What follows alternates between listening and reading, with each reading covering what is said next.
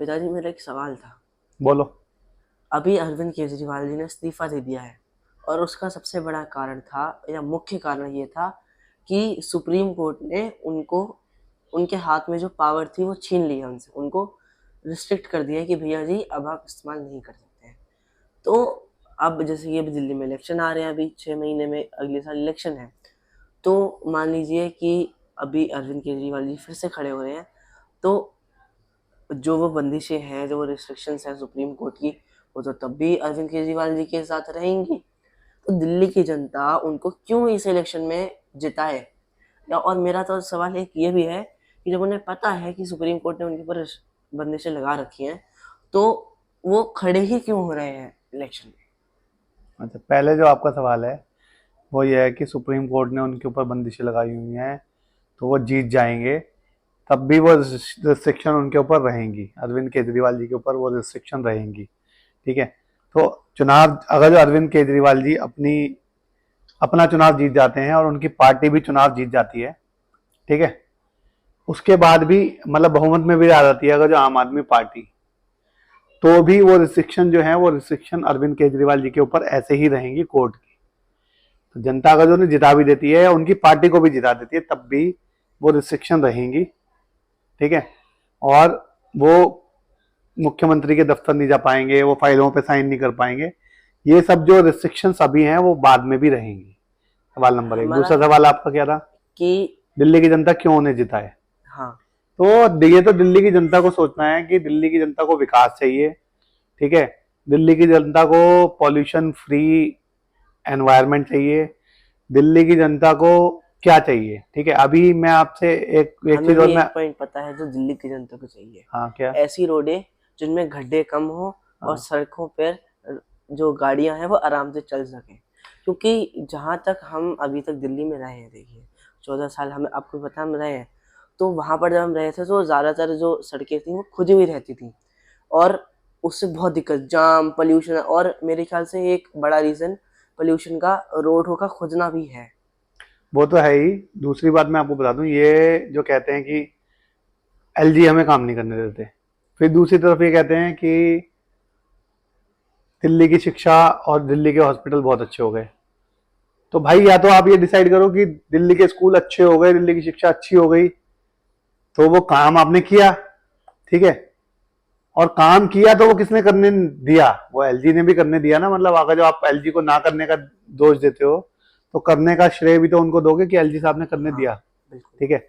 एक बात ये। दूसरी बात ये कि ये कह रहे हैं कि 10-12 साल से, लगभग 11-12 साल हो गए इनको, 2 टर्म पूरे, और उससे पहले भी ये मुख्यमंत्री बने थे 49 दिन के लिए।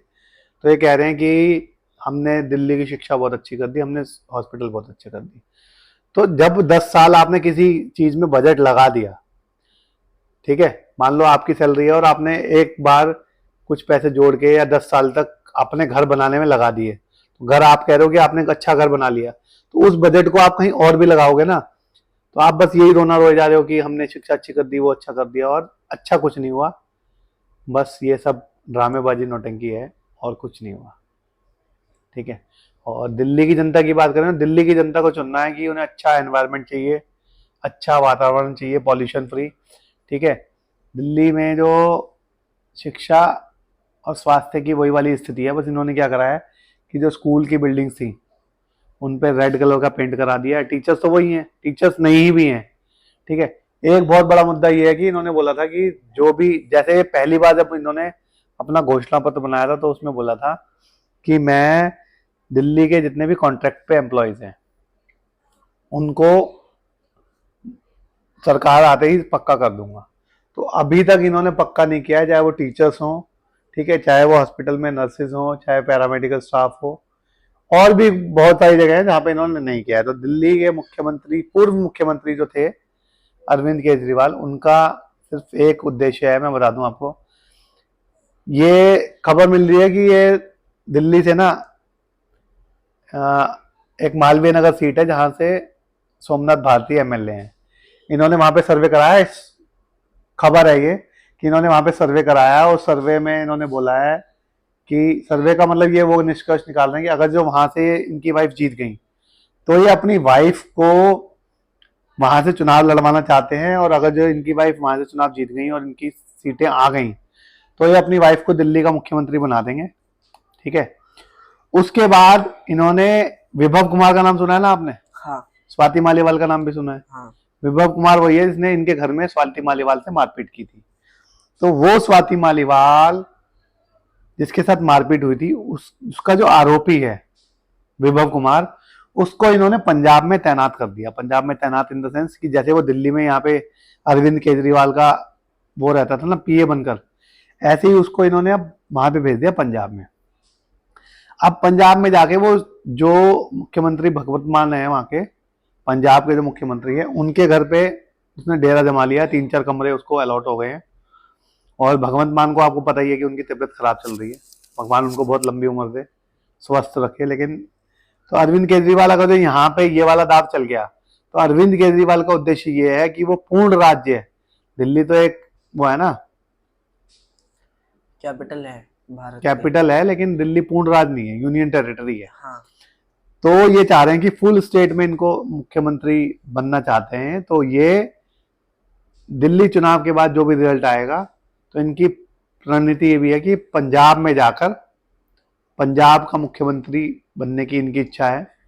और इनकी इच्छा तो एक ये भी है कि कुमार विश्वास जो थे उन्होंने ये भी बोला था, कई जगह बोला उन्होंने तो ये बात, कि ये बेसिकली चाहते हैं कि पंजाब को एक अलग राष्ट्र बनाकर, ऐसा मैं बतौर कुमार विश्वास कह रहा हूँ, मतलब मेरे वर्डिंग्स नहीं है, कुमार विश्वास ने बोला था कि ये चाहते हैं कि ये कुमार विश्वास जो है ये केजरीवाल के साथी हैं। साथी हैं, बहुत बड़े कवि थे। अच्छा ठीक है, अभी कवि हैं मतलब हैं वो, लेकिन इनकी पार्टी से निकल गए। तो उन्होंने ये बात बोली थी कि ये पंजाब हरियाणा ऐसे 2-3 स्टेट को मिलाकर एक स्टेट नेशन बनाना चाहते थे, और उसके प्रधानमंत्री बनना चाहते थे, ये कुमार विश्वास ने कहा था।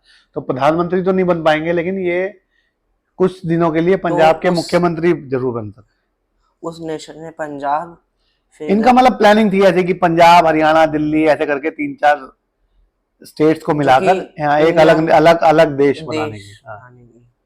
ठीक है, थैंक यू सो मच, आपने इतने अच्छे सवाल। लास्ट हाँ लास्ट बोलो बोलो लास्ट। कि जब उन्हें पता है कि भैया जी हमारे ऊपर तो रिस्ट्रिक्शंस हैं, हमारे पास पूरी पावर नहीं है, तो वो खड़े ही क्यों हो रहे हैं? खड़े होने की एक बात बताऊं मैं आपको, अभी जम्मू कश्मीर में शपथ ग्रहण हुआ उमर अब्दुल्ला का। ठीक है, तो वहां पे राष्ट्रगान बजा जब शपथ ग्रहण के दौरान, पहले बजता है बाद में भी बजता है, तो वहां का एक मिनिस्टर जिसने मिनिस्टर की शपथ ली, जब राष्ट्रगान बज रहा था तो वो बंदा खड़ा नहीं हुआ। ठीक है, छोटे छोटे स्कूल के बच्चों को भी पता होता है कि राष्ट्रगान बजेगा तो खड़े होना है। हाँ। ठीक है, तो वो भाई साहब खड़े नहीं हुए, और बाद में उन्होंने मीडिया के साथ, जब मीडिया ने उनसे सवाल पूछा तो उनका ये कहना था कि मेरे पैरों में दर्द है।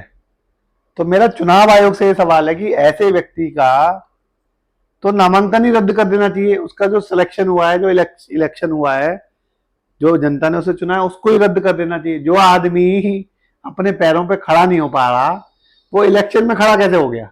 सवाल ये है। ठीक है ना।